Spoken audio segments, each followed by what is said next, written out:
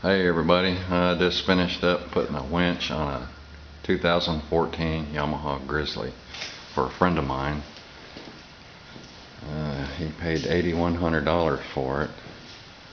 It has power steering, got plenty of power, rides like a Cadillac.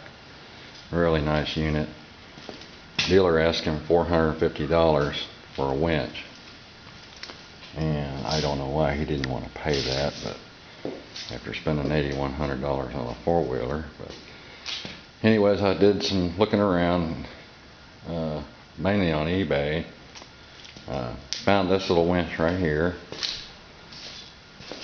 It's a Viper Classic 3000. It comes from Moto Alliance. They're on the web, motoalliance.com. Talked to several of the women that work up there. Very knowledgeable about the products, were very helpful.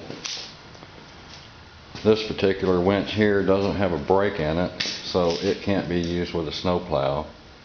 If you need something that'll stay exactly where you stopped it, you might want to upgrade to something that has a brake inside of it. For what this gentleman was going to do, this is all he needed, and I think the price was retail on eBay was $169. I had it on sale for like $153, and that was with free shipping. So I thought, well, we'll give it a try and see how it looks. Actually, for the money, turned out to be a lot nicer than I thought it was going to be. I wanted to share with you some of the problems and some of the solutions and how to wire this. So if you decide to do one yourself, there's no reason to be afraid to try it. It's pretty simple. Don't be afraid of the wiring. It's not that hard. Well, let's get right to it. Some of the first problem I had was actually getting the winch in there. I tried putting the mounting plate in first, and as you can see, it's a pretty close fit all the way around on both sides. So I took the mounting plate back out, and I let the back of the mounting plate drop down. Then I worked my winch in there, lifted it up, put the bolts back in the mounting plate. Then after that, I centered the spool on the fair lead here, and I put the bolts into the winch to the mounting plate. Now, they don't supply any flat washers with this kit, and the winch mounts into slotted holes. So I'd recommend you to put, I think you need 5/16 flat washers there. The split washers, if they drop into the slot, they're just not going to work good. It wouldn't hurt to put a drop of blue Loctite on them too. Anyways, that might help you to get the winch in there and get it into position. The next thing that I wanted to do was I wanted to do something really different on the wiring. On these 550s, and probably the 700s the same, there's really not much room up here to put anything.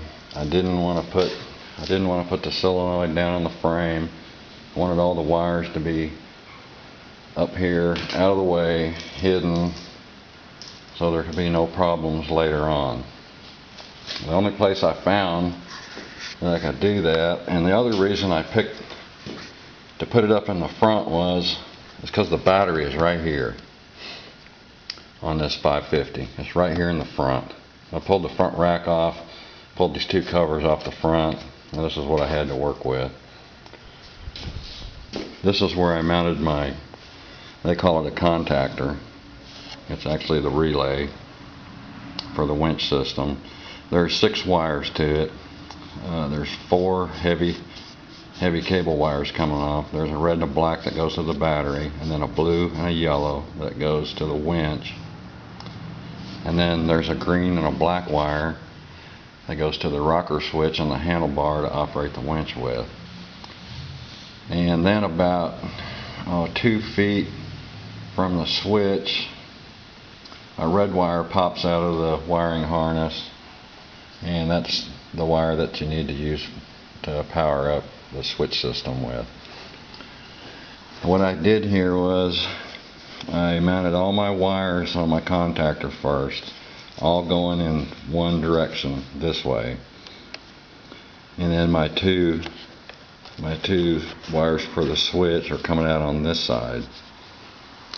And as you can see, there's no way to get down in there to mark a hole, to be able to drill the holes for it. So what I did was I came underneath the fender and I took my best guess, eyeballing it and looking at it, and then I used a real small drill bit, and you can see my first little hole was right there. It was about a ½ inch high and about a ¼ inch to the right. So I came down and got the first hole started. Then I pulled the contactor out of there, brought it back on this side, put the one screw in it, and then that gave me the alignment for the other 3 screws to drill the holes for them. That was kind of a little trick there that'll save you some time, and there's just no way to get in there to mark it on the inside. All you can do is just try to measure or make your best guess at it. Then I brought my red and black battery wires. I kind of put a little hoop in here. Down here you can see where it comes out of the contactor. I know it's kind of hard to see these things, and then the trick to this whole thing was being able to cut these wires and solder new ends on them. It's not that hard to do. There's plenty of videos on YouTube that shows you how to solder things. Then my red wire came around here, and I cut a little slot in the rubber boot here, and I snuck that red wire underneath there, so it's all nice. I got a little extra wire because I put a little hoop there.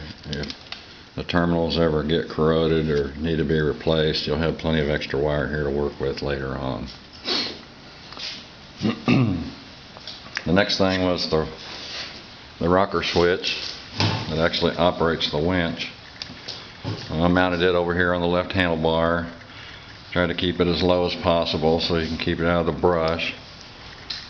Run the wire down behind and make sure it's nothing in the brake here can hit the wire. Then I just looped it in with the other wires that are running down the handlebar underneath the straps that come from Yamaha. Brought that down through here. You can see it coming down through here. It comes underneath all these wires, comes out, and then what I did was I cut the ends off that come with them, and I put these real nice waterproof bullet style, I call them motorcycle connectors. You see them on motorcycles all the time. If you have to have a special pair of pliers to crimp those. If you do any kind of projects like this, it's really, really nice to have those. You can really do some nice wiring jobs with those. And again, that had to be cut off. This wire here was like 5 feet long. So if you don't have the ability to cut this, you're just going to have to wrap them up and find a place to stuff it all. It just don't turn out very good. The last thing was the red wire that I was telling you about that comes out of the rocker switch wire, and that wire I just snaked it along underneath here, and you can see it right there. And what I did here was, instead of going into the motorcycle or the ATV wiring, I picked up the wiring off of the 12-volt power point. It's rated at 10 amps, which is probably 10 times more than you're going to need. I know it has to be fused, and it could possibly have its own fuse.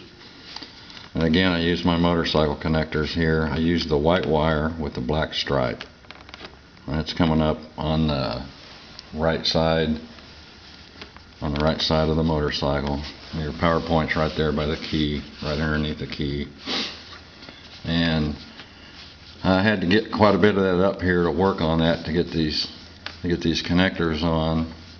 Now you'll find underneath that the wire is captured in a little holder. If you'll take it out of the holder, you can pull this up a couple more inches than what you had to start with, because there's not much there to work with. Well, that makes things a little easier. What I did, I drilled this one rubber connector so that 2 wires would go in there. So I have my red wire going in with my black and white wire on this end. I crimped those all together, and then there's the other end of the black and white wire. And that is a switched power point. So when you turn the switch on, you'll have power here. When you turn it off, you won't have power here. And I really don't like to mess around. I don't like to violate the sanctity of the wiring harness, so everything I did is on the other side of the wiring harness. If anything goes bad, I needed to replace that for some reason, I can just buy a new power point and that'll be done. I leave all the original wiring alone. And as you can see, there's plenty of wires in here. These things are very complicated. You don't want to do anything to mess any of this stuff up. I guess that's about it. If you guys have any questions, you can post them there on the YouTube account and I'll try to get back to you. I'm trying to think if there's anything else. I think that's all.